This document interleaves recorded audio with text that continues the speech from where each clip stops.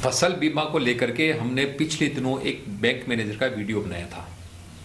उसके बाद हमारे पास कई लोगों के मैसेज आए कि साहब हमारी फसल बीमा होती है लेकिन हमें क्लेम नहीं मिलता। कोई कहता है साहब ये इंश्योरेंस कंपनी वाले पैसे खा जाते हैं, कोई बैंक वालों को दोषी देता है, कोई किसी पे आरोप लगा रहा है, कोई किसी पे आरोप लगा रहा है। आरोप लगाना बहुत ही आसान बात है, लेकिन कोई ये नहीं सोचता कि हमें आखिर इंश्योरेंस से क्लेम क्यों नहीं मिला। तो आज के इस वीडियो के अंदर मैं आपको बताऊंगा कि फसल बीमा करने के बावजूद किसान को जब फसल उसकी खराब हो जाती है तो उसको क्लेम क्यों नहीं मिलता। तो सबसे पहले तो जो हमारी जो गलती होती है वो ये होती है कि हम अपने बैंक के अंदर कभी भी जाकर के ये नहीं बताते कि हमने कौन सी फसल बोई हुई है। जो बैंक होता है वो क्या करता है कि आपने जब केसीसी बनवाया उस टाइम आपने जो गिरदावरी रिपोर्ट दी उसके आधार के ऊपर बैंक आपकी प्रीमियम काट के फसल बीमा करवा देता है। लेकिन जब आपका नुकसान होता है और आप इंश्योरेंस कंपनी को शिकायत करते हैं कि भाई मेरे खेत के अंदर ये नुकसान हो गया, तो होता क्या है कि जब बैंक कर्मचारी आपके यहाँ आएगा तो जो फसल आपने बोर की है वहां पे तो आपकी गिरदावरी में कुछ और लिखा हुआ है, तो ये मिसमैच हो जाएगा, तो वो आपको क्लेम नहीं मिलेगा। क्योंकि क्लेम लेने के लिए आपका जो बैंक आपका जो फसल बीमा किया गया है उसमें जो जहां पे जो फसल आपने शो कर रखी है, दिखा रखी है, वहां पे वो फसल होनी चाहिए, और यदि नहीं है तो आपका दावा जो है खारिज हो जाएगा।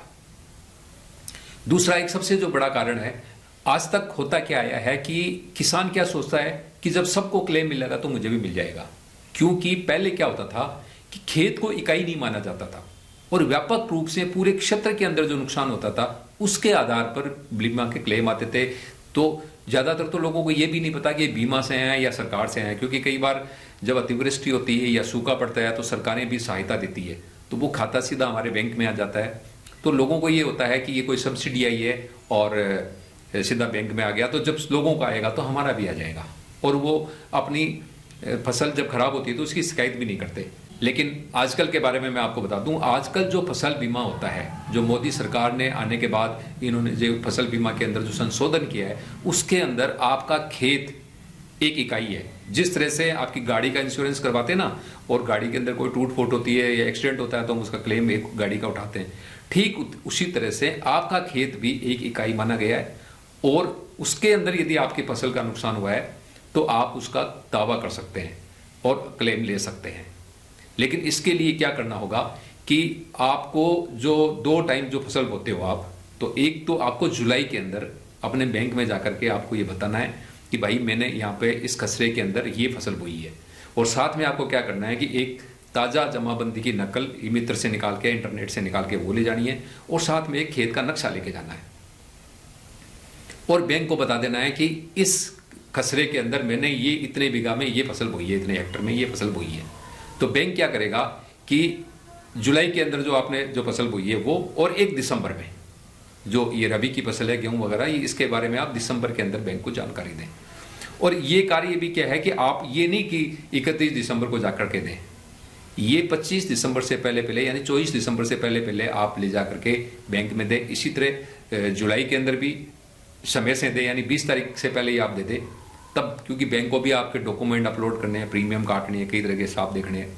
तो यदि आप अपनी फसल की सूचना बैंक को इस तरह से दे देंगे तो बैंक मैनेजर क्या करेगा कि आपकी जो फसल बीमा की प्रीमियम काटेगा वो उसी आधार पे काटेगा, और वो आगे लिख करके देगा कि आपने किस खसरे के अंदर या किस जगह कौन सी फसल बोई है। जब आपकी फसल का खराब हो जाता है तो पहले आप सोचते थे ना कि जब औरों को मिलेगा तो हमें भी क्लेम मिल जाएगा, ऐसा नहीं है। यदि आपका कोई नुकसान होता है तो आप 72 घंटे के अंदर अंदर बैंक से, जहां पे आपका वह है बीमा हुआ है, उस बीमा कंपनी का एक तो आप नंबर लेके आए, एक उसका नंबर, बीमा नंबर लेके आए, और जैसे ही आपका कोई नुकसान होता है आपके खेत के अंदर तो आप 72 घंटे के अंदर अंदर इंश्योरेंस कंपनी को सूचना दे दें कि भाई मेरे खेत में ये नुकसान हो गया, इस वजह से हो गया। तो बैंक वाले आपके खेत में आएंगे, आपका सब कुछ देखेंगे, और देखने के बाद आपको आपका जो नुकसान होगा उसके हिसाब से वो आपको क्लेम देंगे। तो मैंने अभी जो आपको बताया कि आपको क्लेम क्यों नहीं मिलता। किसान एक तो इंश्योरेंस जब होती है तो उसको पता ही नहीं चलता कि मेरी इंश्योरेंस होगी, क्योंकि बैंक जिनका केसीसी बना हुआ है उनका बैंक सीधे प्रीमियम काटता है और दे देता है। क्योंकि आप कभी बैंक जाते नहीं हो, आप तो सोचते हो कि ये बीमा का पैसा दिया है, ये ब्याज जोड़ा है बैंक ने, तो हर 6 महीने बाद जाते हो और उतने पैसे जमा करवा देते हो, जबकि उस ब्याज के साथ में आपका बीमा का प्रीमियम का पैसा कटा होता है। तो आप जुलाई के अंदर और दिसंबर के अंदर जाकर के सूचना दें, नहीं देते तो वो मिसमैच होगा और आपको क्लेम नहीं मिलता। और सबसे बड़ी जो आप कमी, जो आप जो गलती करते हो वो ये करते हो कि औरों को क्लेम मिल जाएगा तो मुझे भी मिल जाएगा, ऐसा सोच करके आप इंश्योरेंस कंपनी को सूचना ही नहीं देते कि भाई मेरे खेत में ये नुकसान हो गया। जब सूचना नहीं दोगे तो इंश्योरेंस कंपनी को क्या पड़ी है जो वो आपके आकर के खेत में आपको क्लेम देगा। तो ये मैंने आपको कारण बताया कि किसी भी किसान को फसल बीमा करने के बावजूद इंश्योरेंस क्लेम क्यों नहीं मिलता, ये मैंने आपको कारण बता दिया है। और इस कारण से बचने का मैंने उपाय भी बता दिया है कि एक तो आप सबसे पहले जुलाई और दिसंबर के अंदर बैंक में जाइए और वहां पे जाके सूचना दीजिए, और दूसरा फसल खराब होने के दिन जब आपकी फसल कोई खराब हो गई तो आप 72 घंटे के अंदर अंदर बीमा कंपनी को सूचना दें। ये काम आपने 2 करना है, तभी आपको ये क्लेम मिल पाएगा। अगले किसी वीडियो के अंदर मैं आपको किन किन जोखिमों के अंदर, यानी किस किस स्थिति के अंदर जब आपकी फसल का नुकसान हो गया तो उसकी क्या क्या परिस्थितियां होती है, कि किन किन कारणों से आपकी फसल को नुकसान हुआ है, उन कारणों के ऊपर चर्चा करूंगा कि किन कारणों से फसल पे नुकसान होने के बाद आपको दावा करना है।